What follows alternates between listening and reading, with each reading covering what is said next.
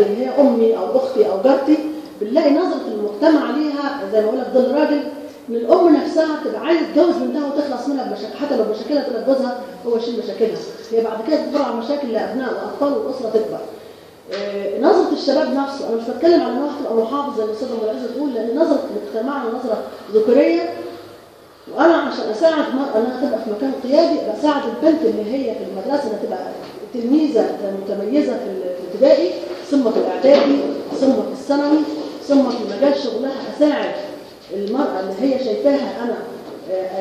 كفء في الشغل بتاعها، ان انا ببقى ادعمها كجهاز كمراه او جهاز اعلامي ان انا ادعمها من البدايه عشان هي تبقى امر واقع، لان هي تستحق مش الاخ اللي هو الراجل اللي هو بس عشان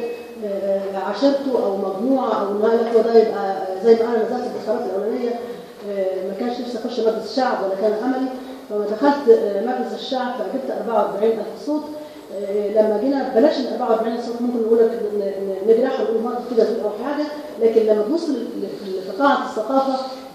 كنت داخله وكان عندي